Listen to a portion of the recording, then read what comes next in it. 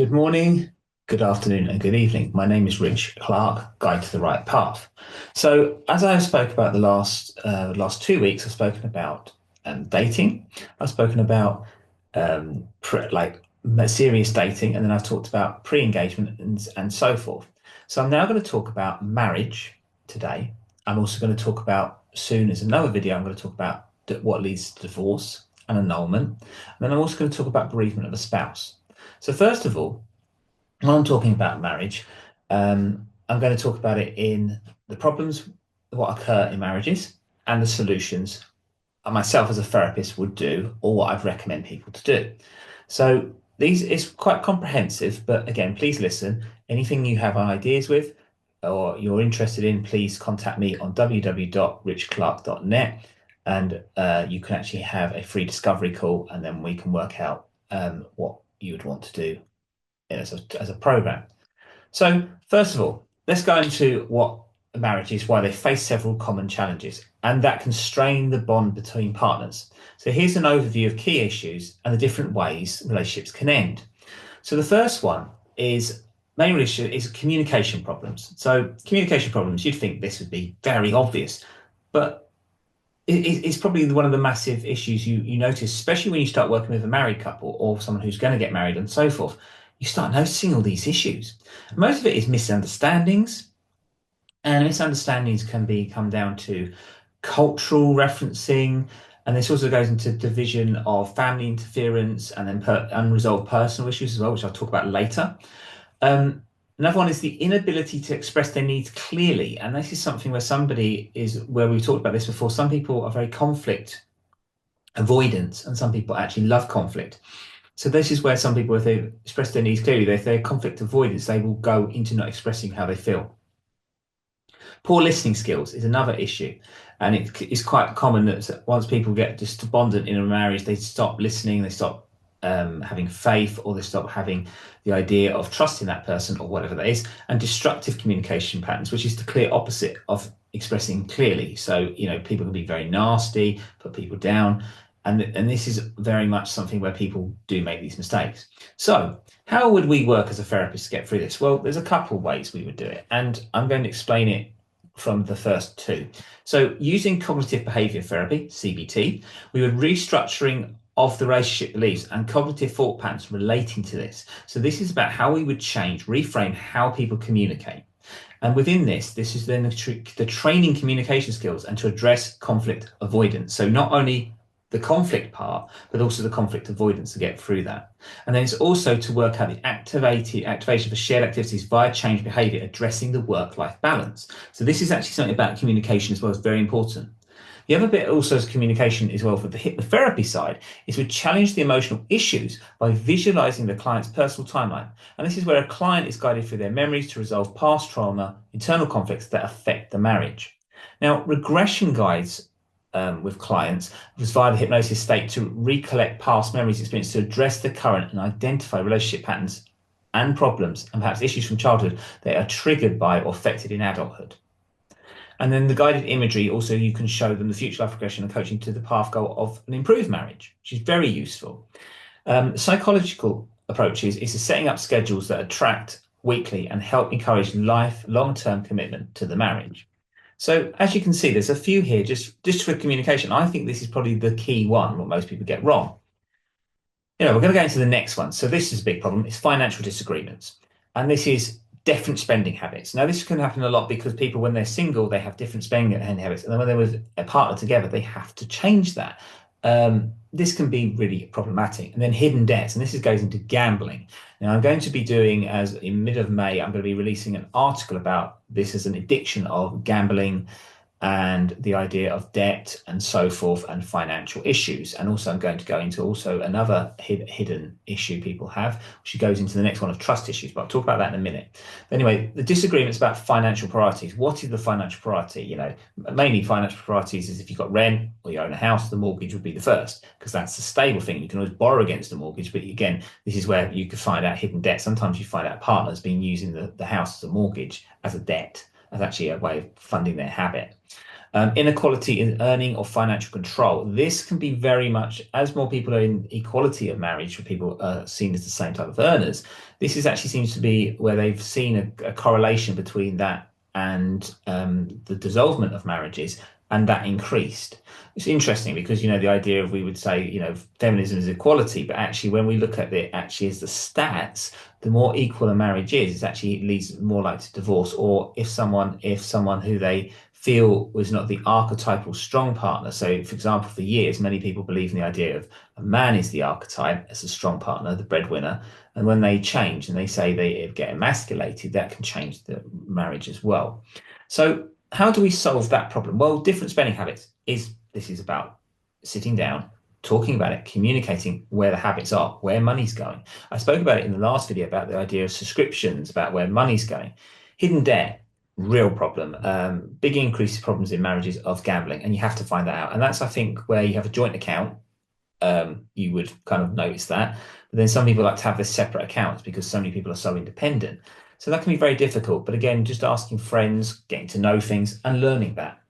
And then to the other one about the inequalities in finance is trying to find a balance there somehow, but also it's about shared responsibility. So if someone earns the breadwinner, then you must do your part to benefit them. Say if you are married and you've got children, then look after the children or whatever that is. Again, every situation is different, but this is how we would work with it. And then we would do that using the same thing with CBTs, changing the ideas of why you're hiding debt. Because actually, the one thing is what most marriage counselors don't get right is they interview the couples together. Actually, what would actually is more beneficial, and I've done this myself, is, for example, if I've got 2 hours, I'll interview one partner and interview the other for the hour. And that actually ways that you can actually get them to be more open. And you then sometimes find out things more. And I feel that's something marriage counselors should do more of, is to interview each separately and then come together. And actually, when you come together, it's more near the end when you want to finish a program and see what comes up. Also, you can do loads of different things with that, where this is an example I've done, is when a married couple is actually get them to the beginning what they love about their partner and what they don't like. And then they have to do actually a quiz at the end of finding out what they know about each other. And you'd be surprised how many people don't know certain things and people know a lot about someone. It's quite interesting. So it's them little things which can change. And it goes into this, trust issues. So the things with trust issues is one of the main issues comes up is betrayal. Betrayal and infidelity are actually one of the 90, I think it's like 70% why marriages fail. And that infidelity, and then it goes into dishonesty or an inability to rely on one another. Because of the betrayal and infidelity, it feels that someone, and it's actually the person who's committing the infidelity doesn't see themselves as the failure. It's the partner who feels betrayed. And so we have to sort of understand why that happens, why that's occurred, and then also with someone when they're going through counselling, this is where CBT would be really good for working with someone as a solution.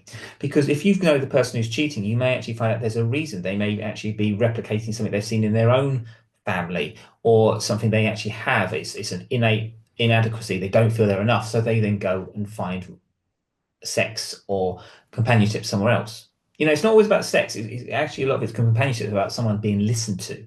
Very important. It's, again, that all linked to the communication problems. And I have worked with people who were looking at separating, and we worked with therapy. We got them back together because we worked on their issues and resolved it. And I think it takes a lot of strength for people to work with that and to take someone back. And now some people in the social media world will be like, nah, get rid of them. They're rubbish. They're this, or they're junk, or they're trash. No, the idea of a marriage can be very important, especially when it's in the idea of the harmonious of a family or children. And some things can just be that they find out that they need to work together. And we know this because we've seen this in pop music, where we saw it with Beyonce and Jay-Z's relationship. Whether that happened or not, I don't know. Whether it's part of it just to amplify the album, I don't know, the promotion or the PR, but it was a very good way of doing it. So again, it's not unusual for people to feel that they want to do infidelity, or again, about what the arrangement of the marriage is. Is the marriage open? Is it these things? Again, this is all down to communication. So then the other issue, which is why I think trust issues and communication issues problems happen, is intimacy challenges. So this is the mismatched sexual desires. And you do get this. And I would say I've worked with a lot of people in relationships, pre-engagement, and just general relationships with people, is the mismatched sexual desires. You'll have one person who's has a more higher sex drive than the other. And then with this, it of course is the lack of emotional connection or physical intimacy problems, because then sometimes someone feels they're a bit overwhelmed, or they felt they're being forced into things which didn't think they'd ever happen in the marriage. Again, I think if you've spoken about this before marriage, you would probably know that someone's like this. But I have again worked with someone, and I've worked with people, and I've actually been someone who was with someone who was going through a divorce, and they had these issues. And that was interesting to date them. And I was in my 20s, so I was quite young. But to see with the issues they had and where their communication was lacking, intimacy was lacking in their marriage. And it's some things you learn about. So where would this come into it? Again, we'll go into the solution here as a therapist, is you work out with the cognitive behavior therapy of why they do that. Also, you'd look in hypnotherapy, the timeline side of that. What is it? And actually write down the list of things they like and don't like. That's what we do with psychotherapy. So again, these are all things, again, it's all about the communication. It's all about finding out and learning about each other. Yeah. So number 5 is work-life balance. Career demands overtaking relationships, time, and then burnout affecting home life. Now, this is where the issue can happen when someone wants to be, career driven, and then they get married, and then one person sometimes can either go to lessen their career, or they're both driven. And they've also got to remember, when you are married, there's a lot of married time you must have. You've got to have the time of intimacy. You've got to have the time of communication. You can't just be all at work. Can't just be all in the goal of your career demands. It has to be that balance. And it's why actually a lot of companies do and have forced people to, like, more or less say, well, it's your marriage or this career. And there's a lot of people, they don't do it now, but they used to do it a lot I've seen it in jobs. I actually saw where I worked at a company, and I'm not naming the company, but this person actually went away, had a baby, came back. And when I was working with them, nobody said, congratulations on having your baby, or how do you feel? Nobody actually spoke to this, my work colleague. And it was quite shocking, because it was like, that's something what was really a great part of their life. They're married, all these things. And it was more or less, she was seen as that was a problem, that she actually went out and had a baby, and then she didn't push her career so much, but she then balanced it out. And then she worked out that she could look after her child 2-3 days a week. And then she worked at work, and she could work from home. And this was before, like, the COVID times. This is like 10, 15 years ago in a career I had. So it is interesting how the work-life balance can cause a lot of problems. So what's the solution? Well, this is where I think actually this did happen with COVID, is people started working from home. They started balancing out things more, and they realized what the most important things, because the most important thing is your marriage, is your children, is your family, not your career. You can always change careers. You can always change it, lessen it, do something else, find another opportunity. Whereas marriages, if it's a very successful marriage, you don't want to ruin it. So I think a lot of that is cognitive behavior therapy, changing the ways, the mindset, and how that works. Hypnotherapy, you look at the timeline of why they want to do so well at work and not work on the marriage. And that could be also to do with, again, self-worth, self-effort, whatever that is. Next one, different values or life goals, kind of goes in the same thing. So the disagreements about children, religion, politics, or future plans. Now, children can be a big issue with marriages. Some people, they get married, say, we want children. And they get in the marriage, and then one person says, they want children no more. And it's really problematic. Religion is also another one. Is how does that work? Oh, well, religion. Oh, well, you're this religion and you're this, and but we agreed that your religion wouldn't overtake, and something's changed for that person, and they've decided they've, more in their religion, or their family's more interested, or, loads of things. Politics can also be very much dividing. And I think also in our world of our media, our religions, our views towards religion, our views towards politics is very divisional. So, the attitudes and the stereotypes we have are very damaging. And then future plans is also about the idea of, where do we go? Where is this going to go? So the solutions, well, children. This would be, I think, is a make or break for some marriages, because I think if the person doesn't want to be married, or sorry, have children, and the other person does, then I think then that marriage sometimes then is wrong, and they shouldn't punish that person. And if they don't want to have children and they really don't want to make it work, and they're given them enough chances, then maybe they have to go into a marriage or divorce and go into a marriage which will allow them to have children. And that's something what does happen. I've worked with people who did want children and the other partner didn't, and then they ended up splitting up, and then they ended up in the relationships they wanted. And it does happen. It's not ideal, but it does happen. Religion, very tough one, because that's a lot of it is the behavior, the conditioning on how your viewpoints are. And again, that really should be discussed more before you go into marriage, if the case happens. For myself, if I wanted to marry someone and I found out they were Muslim and I had to convert, well, and if you love that person, then you would do that. To me, I think that's, there's always got to be compromise somewhere. So again, I would say you've got to work out. I'm sorry using that just as an example, but there's others as well. I mean, if you got into the Judaism faith, I mean, if I work with someone in Hinduism or whatever it is, or myself, what's my religious construct or whatever that is. I would say I'm probably not so much religious construct, I'm more into the spiritual construct. But again, there are certain things which are ethical within that. And politics, well, again, that's just opinion. So you can always tamper that and temper it and work it out. So the division of household labor. Now, this one, I think, affects relationships, dating, and so forth. And I would tell you from personal experience, can be very annoying. So household labor is imbalances in domestic responsibility leading to resentment. This is, I think, again, about your communication and what you do to get the work-life balance. Now, if someone you are with and you are the breadwinner and that you're not at home so much, then the person who is at home should do them things. Or if they need to get a cleaner, maybe the person who's earning good money, they can get a cleaner. I mean, that would be one solution. But also the other issues is nobody should feel you're both sovereign people. You should always feel that you're admired, you're adored. Adornment, some people don't like, but it is true. You're respected. And I think that is the big one. Respect has to work both ways. And I think that imbalance in domestic responsibilities can be just things like the general things of keeping tidy. Not difficult, but you'd be surprised. But I think a lot of that should be dealt with before you get into a marriage. What is the agreement? What are you going to do? And especially when you have children, very important. So solutions, discuss this, communicate it, work it out, work out the financial disagreements of maybe you have to get a cleaner, maybe you have to do them things, right? Simple to me, I think. Family interference, oh yeah, another one. This can work very much with different cultural mixed marriages as well. Problems with in-laws, extended family or blended families. Now, blending families are really tough because that can also be someone who's been divorced and has got children from a previous marriage and so forth. And that can get very complicated, very messy. However, sorry to scratch my eye with a sleep in it.